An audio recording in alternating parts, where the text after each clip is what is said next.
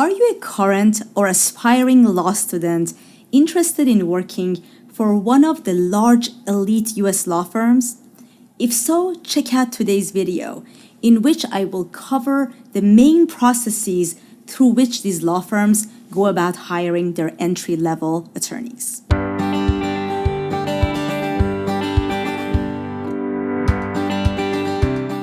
For those of you who are new to our YouTube channel, my name is Nikki Khoisamir. I am the CEO and founder of PracticePro, and for the last 7 years, I have worked with many law students through our scholarship programs, training and coaching programs to help them find jobs at elite law firms, as well as other employers.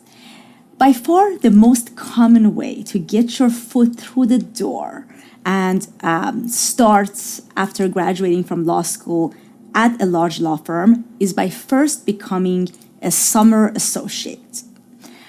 Before I get into the nitty-gritty of what a summer associate is and how you can become a summer associate, 2 disclaimers. I'm a lawyer after all. The first thing is, even though I am going to address the most common way, like let's say 90% plus of people who end up with entry-level law firm jobs go through this process, there are always exceptions to the rule. Even if somebody tells you your grades and your credentials, because maybe your law school ranking is too low or your grades are too low, does not make you a good candidate for becoming a summer associate. That does not mean by doing the right things, you won't be able to become an entry-level attorney at a law firm. There are always exceptions to the rule, as we have learned in law school. But today I will focus on first this common way, which is by becoming a summer associate.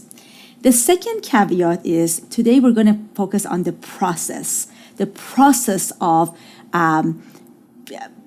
applying and getting one of these summer associate positions. And in the later videos, I am going to talk about how to stand out in the process to maximize your odds of becoming a summer associate. So what is a summer associate? The overview is a summer associate is basically a law student intern. You are hired to work at a law firm during the summer break. Typically, this means your 12th summer, the summer between your 1L, your first year, and your 12th year, your second year.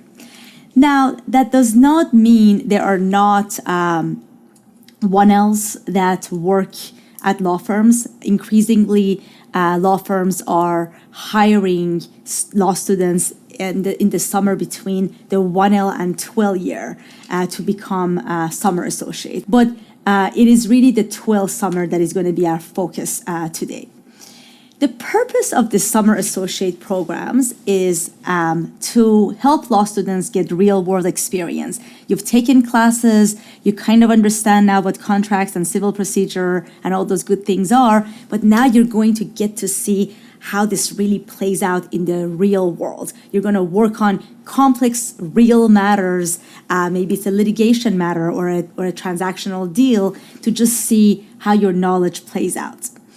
The purpose of the law firm also for having the summer associate programs, besides giving you this good experience, is to hopefully at the end of the summer to give you an offer to return post-graduation. So what we want to do is at the end of the summer, especially if you are the most common 12 summer associate, is to get a return offer, which means after you finish law school and take the bar, you can start your job at this law firm. If you are a 1L summer, usually what happens at the end of the summer is you get an offer to return the following summer as a 2L and continue your internship. In the summer program, so as a summer associate, you should think about these are the different components that are happening over the course of that summer. The first is, of course, work assignments. Through those work assignments, you're going to work under the supervision of attorneys, maybe junior associates, mid-level associates, sometimes partners. We will define all these terms in future videos. But for now, just think of it as you'll work under the supervision of an attorney so you can, learn how law plays out in the real world. You might write a brief or write a memo, help organize evidence for a matter, and prepare presentations, research some discrete issue of law and present it orally to the attorney. You'll also participate in trainings. These could be formal trainings, as well as observational opportunities where you just shadow an attorney when they're doing some real world thing, going to court, going to a client's meeting, negotiating with opposing counsel, and you'll get some training through observation. And last but not least, there are social activities. These are really fun, guys. And the purpose of these is that you get to know the attorneys, the staff, and your peers, the other summer associates. You get the feel for the culture of the firm, and the firm can get a feel for you, so you can decide if it's a good cultural match. At the end of the summer, most firms will offer all their summer associates a return offer, because when they hire you, they put you through a vetting process, and except for extraordinary circumstances where it's just a bad fit, you are presumed to get an offer. That doesn't mean you relax and don't do a good job, but I wanted to get out there. A lot of people are worried that they're competing with each other over those wonderful cush return offers, and that is not the case. From the time I was in law school many, many years ago, as well as in the last many years I've done this, I have never heard of a firm that hires summer associates and pays them such an obscene amount of money for people who don't have a lot of experience to just test drive them. It's just a lot of money. It's not a good investment, and these guys didn't get to where they are by making bad investments.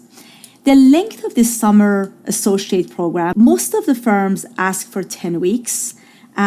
Some might take fewer than 10. Others might let you work a little bit longer, especially if you started a little bit later in the summer because of your academic calendar at your respective school. And last but not least, during your summer associate program, most of these elite large law firms, they pay you the prorated salary of a first-year attorney. So let's say if a first-year attorney these days makes $210,000 a year, you will get paid that amount for the 10 weeks that you are there. So all in all, it sounds like a really good deal, right? I just finished, 1 or 2 years of law school. I'm going to go do an internship where I'm going to get paid a lot of money, get real-world experience. I will participate in cool activities to get to know the firm, and I have a really good chance of getting a return offer and line up my post-graduation job. So if you agree that this is a good deal, let's now talk about in what way does the firm go about recruiting and hiring its summer associates.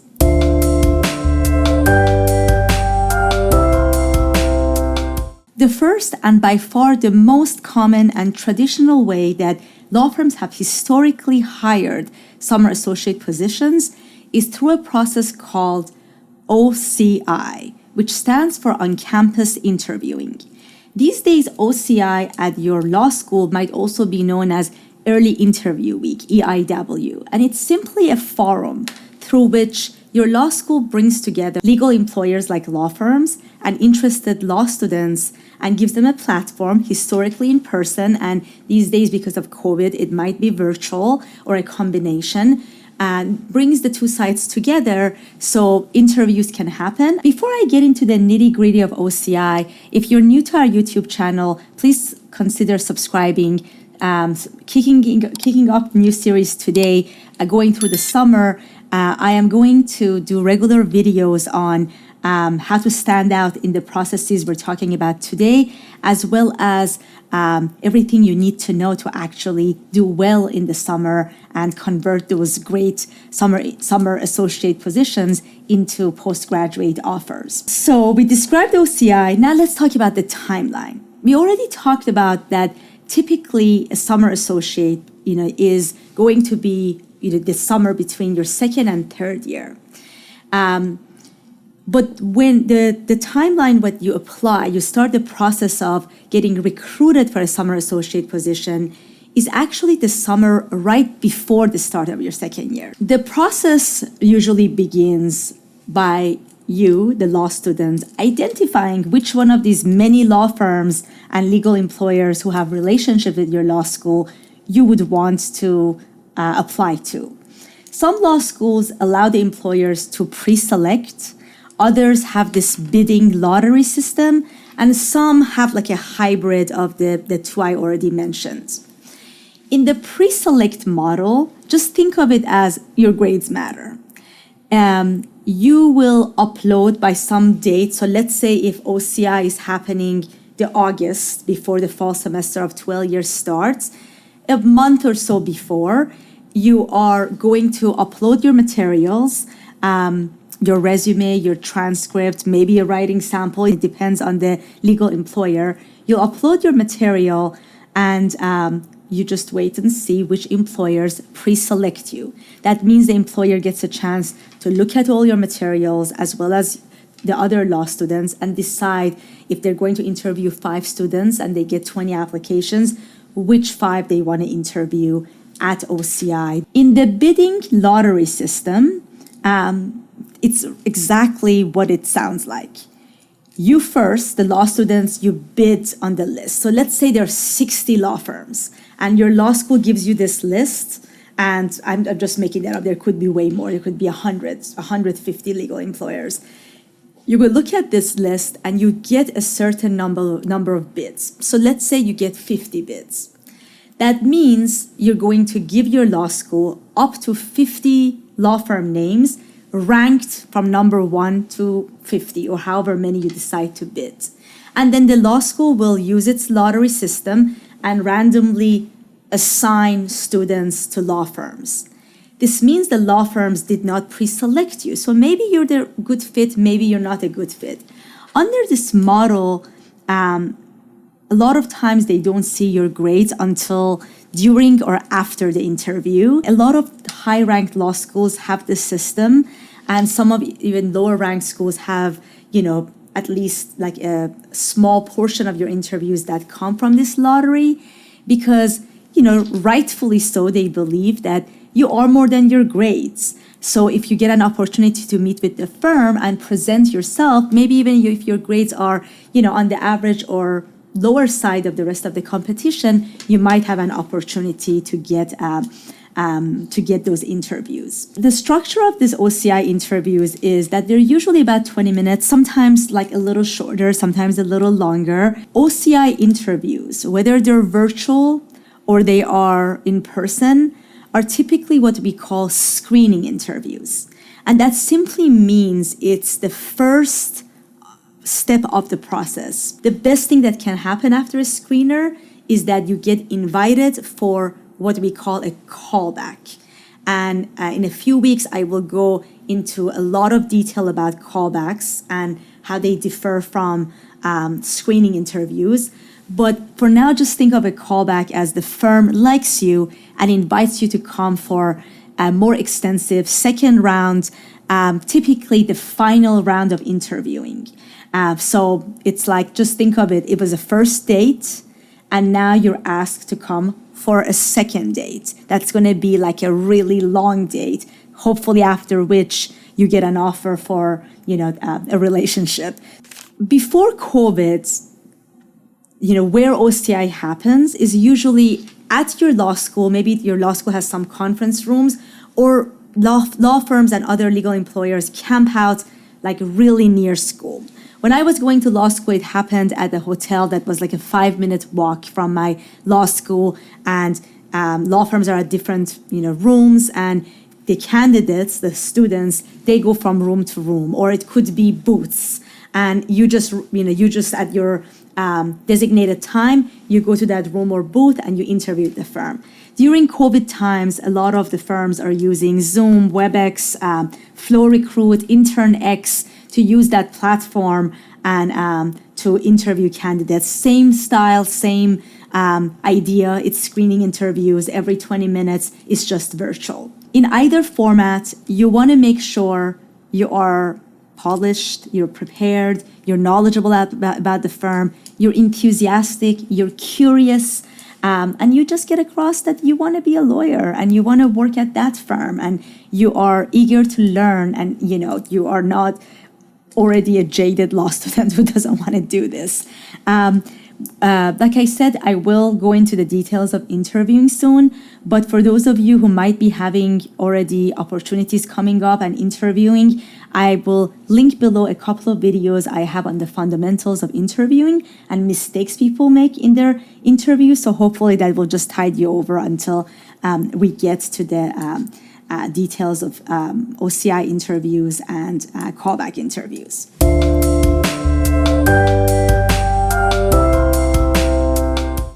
The second way that you can go about finding a summer associate position is through what we call pre-OCI. So until maybe, 5-6 years ago, pre-OCI wasn't very common. Unless you had one of those rare 1L summer associate positions and you were given an offer to return as a 2L and you just decided to go back, most law students didn't have jobs lined up until, let's say August 1st, or whenever their school's OCI started, where they would all go through the process together. But in the last few years, pre-OCI has become, I would say, pretty competitive with OCI in helping law students land one of these summer associate positions at top law firms.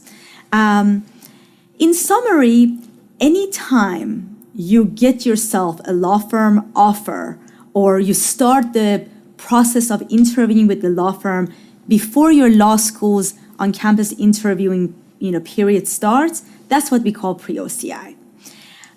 It could take a lot of different forms. For example, I consider as pre-OCI when you have already networked with this firm, you already know them, and they bring you in for a screening interview before your school's OCI starts, but they give you a callback, but they say because of your school's rules, we're going to wait until after your OCI starts in August to bring you in for that second round of interviewing for a callback. So you've still engaged in pre-OCI recruiting activities. I also consider it, and it has become a lot of norm, that you participate in a job fair or otherwise the law firm really loves you and they decide that they're going to go ahead with your candidacy. They screen you, they do your callback, they give you an offer, and they really encourage you to accept your offer and even before OCI starts. And then finally, with so many diversity fellowships going on for 1Ls, many 1Ls apply for these opportunities, which would give them a 1L summer associate position. But those jobs are so much fewer than 2L summer associate positions. So when they don't end up getting that 1 or 2 positions, the firm might tell them, skip OCI for us. You can just come and just interview with us as a callback. You just do a second round, and they might invite you to do it before OCI starts.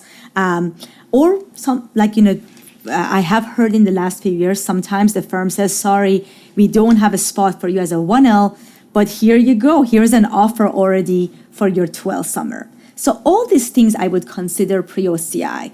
When you're getting an opportunity, an indication of it, or preferably just a full fat offer from a law firm before your school's OCI starts. I believe pre-OCI is becoming more and more important as more law firms are insisting that, especially for diverse, for underrepresented talent, for women, for ethnic minorities, LGBT, and other individuals who are considered to be underrepresented, they want to be ahead of the market competing with each other. So they are asking law schools to allow them to interview these candidates. So if you are a diverse candidate, you should look into job fairs and other opportunities that are going on. I always believe that we should be with the market to the extent we can, not behind the market. Also, most law schools, even if they have recommendation against starting this pre-OCI process and they want you to wait for OCI. And I can't comment on whether I think it's a good idea or not, because it really depends on the actual applicant. It's really a case-by-case basis. Sometimes it's a good idea to wait, sometimes it's detrimental to wait. But most of them are going to be very understanding with candidates who are changing geographies. So if you're going to school in California, but you want to start your practice in Nashville, and your first summer you are in Nashville working for a judge, networking with the law firms and using pre-OCI opportunities to get to know the firm, and if possible, interview with the firm. Here are some of pre-OCI opportunities to have on your radar. One, job fairs. So sometime in April, PracticePro, we will publish a list of all the job fairs. And if you just go on the World Wide Web, if you just Google job fairs for law students or diversity job fairs, you will find the list, outdated list or current list. And even if it's outdated, you might want to add those opportunities because it's very likely that this year they happen around the same time as last year. And some of them you can apply a couple of months before, others are several months in advance. So it's very important for these job fairs to be on your radar. There are also job fairs that are open to just a certain membership. Like let's say if you're a member of BALSA, PracticePro, we have career conferences coming up in March. I will link those below as well. And anybody who participates in our career conferences, we usually also help with participating in our resume collects and other pre-OCI activities. There are law firm certification programs. These things have become really big during COVID. So for example, law firms are providing M&A or capital market certification or white collar crime. So a certain practice area is putting on a series of trainings that law students can participate in. So if you're really interested in that firm, it doesn't matter if they're going to make you wait until OCI, if they get to know you before OCI, if they're going to interview you and give you a full-fledged offer, but participating in that certification program, regardless of what system you're playing in and what your respective law school's rules are, it's going to be really important. Law firms, as well as pipeline programs like PracticePro, also have networking receptions, recruiting receptions, and many of those can also be conducive to your pre-OCI efforts.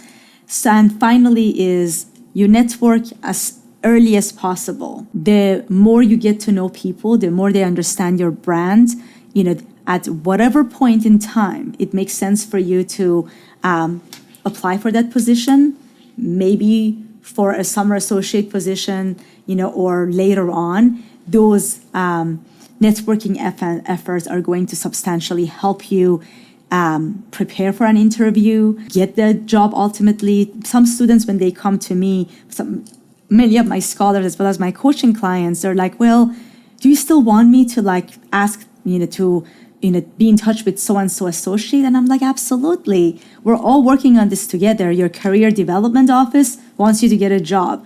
I want you to get a job. This other pipeline you're a part of wants you to get a job.